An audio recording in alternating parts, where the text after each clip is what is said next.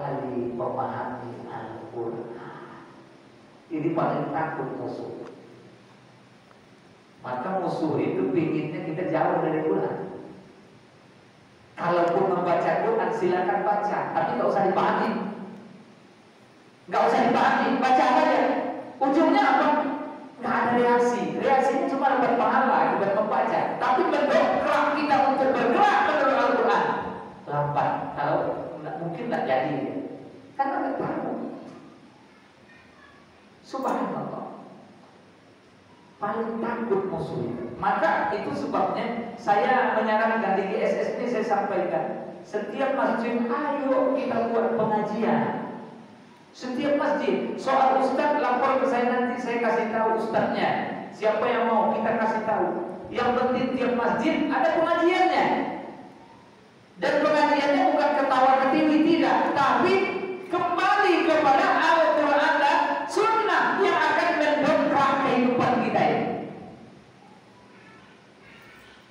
Maka disebut dalam surat Asy-Syu'ara, apa tuh harusan bunyinya, wa man a'rada an dzikri fa inna lahu ma'isyatan danka. Pernah kan ayat itu biasa disampaikan tuh. Barang siapa a'rada an dzikri, berpaling dari az-zikri. Az-zikri itu apa? Nama lain dari Al-Quran. Kalau kita belajar ulumul Quran, nama lain dari Quran itu salah satunya diberi nama az-zikri. Wa man a'rada an dzikri, barang siapa yang berpaling dari az-zikri Al-Quran, fa inna lahu ma'isyatan danka, maka sesungguhnya dia akan hidup dalam kondisi danka. Apa itu?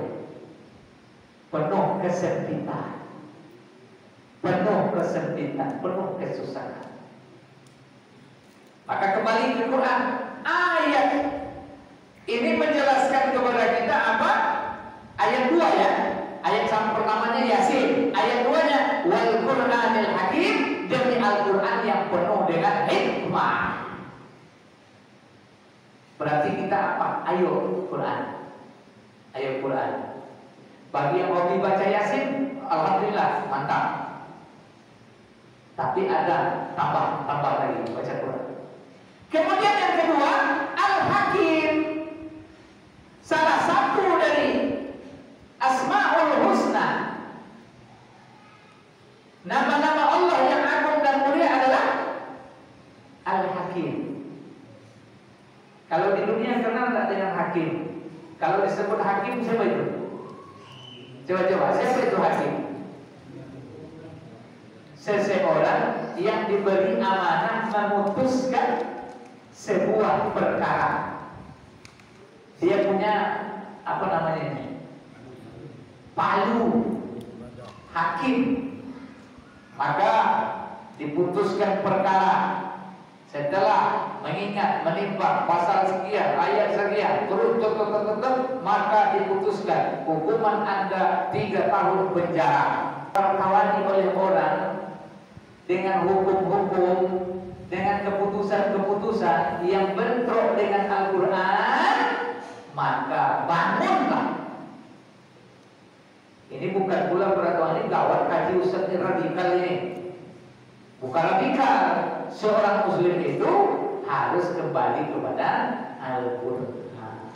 Karena salah satu yang ditanya di dalam kubur nanti adalah ma imamuka. Apa imammu? Imammu apa? Apa imam kita, Pak? Al-Quran. Al-Quran imam. Lalu bagaimana ini Ustaz?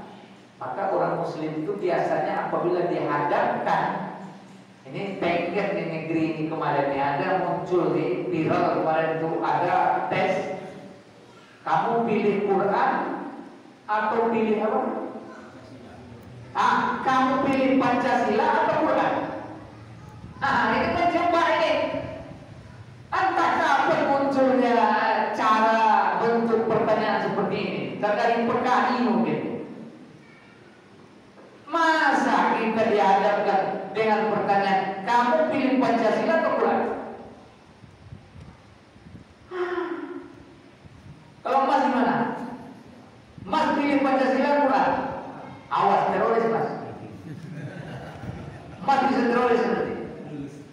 Nggak lulus mas nih. Nggak lulus jadi KPK. Kacau negeri. Terus siapa yang buat seperti itu? Belum pertanyaan. Itu padahal sejak dulu tidak pernah diajarkan. Kenapa? Karena Islam yang kita anut itu tidak pernah membentur-benturkan dengan kehidupan, tapi dia berusaha membawa kehidupan itu supaya Islam itu artinya selamat.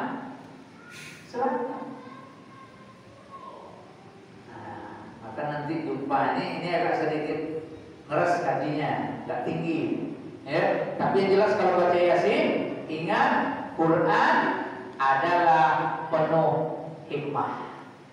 Maka tugas kita kepada Quran perlu sekali Bapak Ibu sekalian kita tanyakan.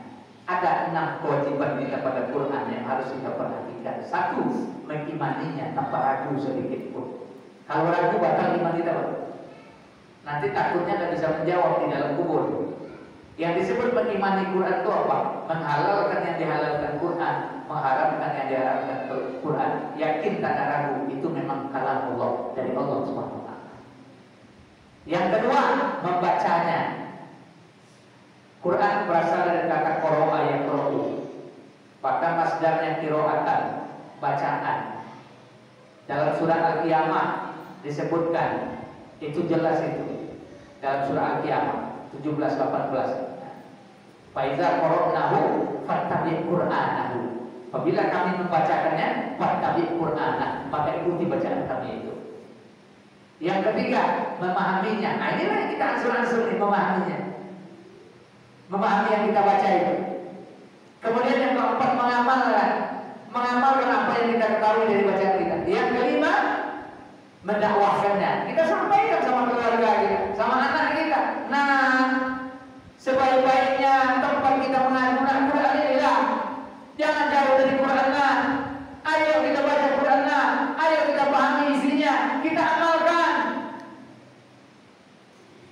Ini paling takut musuh nih. Kalau dapat nih pengurus masjid semua kita yang ada jamaah rutin paham nanti. Contohnya saya katakan ada kaji judulnya Al-Wala wal Bara. Mana yang harus ditolong, mana yang harus berlepas diri. Baca surat At-Taubah 71. Jelas tuh. Al-mu'minuna wal mu'minat ba'duhum awliya'u ba'din. Orang mukmin dengan mukmin yang laki-laki, mukmin perempuan, awliya'u ba'din. Ba'duhum awliya'u ba'din. Sebagian mereka penolong untuk sebagian lain, tapi mukmin. Sedangkan dalam hidupnya ada yang mukmin, ada yang kafir, ada yang munafik, ada yang fasik. Yang disebut mukmin. Kualitas mukmin. Maka itu sebabnya kalau kita merasa orang mukmin dan memang harus kita menuju ke mukmin itu, maka kita ini penolong dengan yang lainnya. Maka jamaah masjid ini saling tolong menolong ya. Ini lebih pula buat tolong menolong orang yang apalagi orang maaf misalnya tolong menolongnya orang-orang munafik, orang-orang yang tidak sejalannya orang mukmin. Mereka buat betul. Tapi sesama kita kadang-kadang pecah. Iman kita betul. Baik. Dan satu. Yang keenam terakhir, tugas kita kepada Quran menghafalnya. Seayat, 2 ayat, 3 ayat. Mas cari di bengkel 1 pagi 1 ayat hafal. Kalau memang dipaksa ini pasti hafal. Pokoknya 1 ayat 1 hari wajib hafal. Sambil memperbaiki busi Honda, mencuci karburatornya, baca ayat itu. Hafal ini. Jadi 6 kewajiban kita, 6 yang harus kita lakukan terhadap Quran, mengimaninya, membacanya, memahaminya, mengamalkannya, mendakwahkannya, dan menghafalnya. Kita usahakan.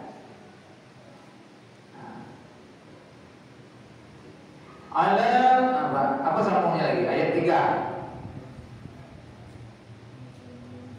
Innaka laminal mursalin. Inna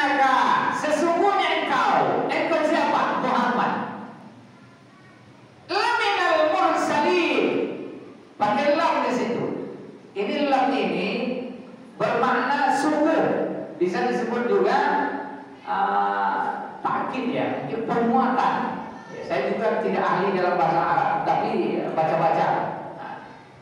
Wa innaka, dan sesungguhnya engkau laminal mursalin, sungguh engkau itu adalah dari para utusan. Maksudnya salah satu dari para rasul, utusan Allah.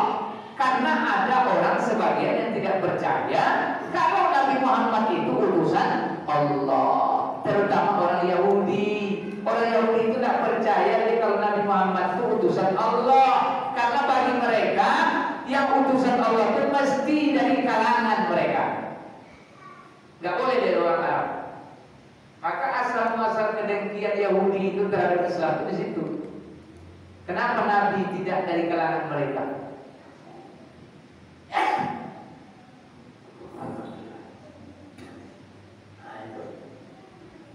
Berapa Pak jumlah Rasul Pak? Bu, jumlah Rasul berapa? Nabi dan Rasul berapa jumlahnya? Ini kita belajar nih, sama-sama belajar. Berapa jumlah Nabi dan Rasul? Jumlah Nabi adalah 124.000. Berapa? 124.000. Rasul 313. Sedangkan yang termaktub, maktub itu tertulis dalam Quran dan itu menjadi rukun iman, ada 25. Mulai dari Adam sampai Al-Mustafa Nabi Yuna Muhammad Sallallahu Alaihi Wasallam. Kan bertambah yang bawa entah waktu primunya nanti mungkinlah mengaji rukunnya banyak Nabi itu surat 70.000. Bahkan dalam riwayat disebutkan ada satu kampung ke Nabi semua. Nabi semua. Karena beda Nabi dengan Rasul itu ada. Kalau Nabi itu untuk dirinya, kalau Rasul itu untuk orang lain, dirinya disampaikan ke orang lain. Itu Rasul itu. Kalau Nabi itu untuk dirinya. Dan ayat ketiga menyebutkan apa? Sesungguhnya engkau Muhammad, ya, sesungguhnya kamu hai Muhammad adalah salah seorang dari Rasul ala siratim mustaqim, berada di atas jalan yang lurus.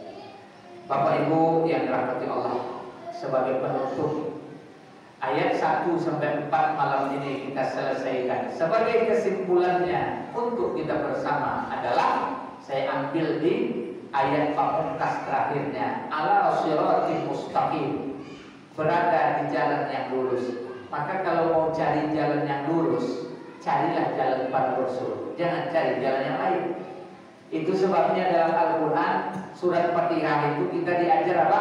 Siratal ladzina an'amta alaihim, siratal ladzina an'amta alaihim, jalan orang-orang yang telah engkau beri nikmat kepada mereka. Itu yang kita minta. Ihdinas siratal mustaqim, tunjukilah kami ke jalan yang lurus. Jalan yang mana? Siratal ladzina an'amta alaihim, jalan orang-orang yang telah engkau beri nikmat atas mereka. Siapa mereka di situ? Baca lagi di surat An-Nisa. Minan nabiyyin, dari para nabi, wasiddiqin, orang-orang yang siddiq, yang jujur, wasyuhada, orang-orang yang mati syahid, wassalihin, orang-orang yang soleh. Empat inilah doa kita selalu minta jalan yang lurus. Itu jalan mereka. Nggak disebut jalan politikus loh. Jalan politikus, jalan apa umaro, enggak. Tapi jalan Nabi, orang yang jujur imannya, syuhada, matinya mati syahid atau berjuang disaksikan oleh para malaikat, solihin, orang yang soleh, yang selalu berbuat kebaikan. Ini sebagai pembuka. Maka kalau berdoa awak, itu minta awak. Allahumma atini rizqan halalan thayyiban. Ya Allah, beri aku rezeki yang halal dan halal dan baik ya Allah. Itu salat duha, kan ada salat duha. Allahumma atini kama ataita ibadakas sholihin. Ya Allah, beri aku sebagaimana Engkau telah memberi hamba-Mu yang saleh. Itu doa. Itu yang dapat kita kaji malam hari ini. Mudah-mudahan untuk saya bisa saya amalkan, untuk Bapak Ibu juga demikianlah halnya, sehingga walaupun kajinya itu juga Bapak Ibu malah sudah lebih tinggi lagi bacaannya, tapi itulah dulu yang dapat bagi saya untuk menyampaikan dari surah Yasin ayat 1 sampai 4. Yasin wal Qur'anil Hakim innaka laminal mursalin ala siratal mustaqim. Nanti baru tanzilal azizir rahim dan seterusnya. Baik, demikian kita tutup. Ada pertanyaan? Kalau tidak ada pertanyaan, kita sudahi sampai di sini. Mudah-mudahan ada manfaatnya. Dan saya umumkan di sini ya Mas Arya, kita di Pondok Pesantren Tahfiz Quran setiap malam Rabu ada pengajian pada kisah jam 8.30 atau jam 9. Nah, mana tahu ada pula yang mau nambah-nambah silaturahim. Malam Rabu ini Ustaz, kami buka bakar ayam. Bakar ayam ini sudah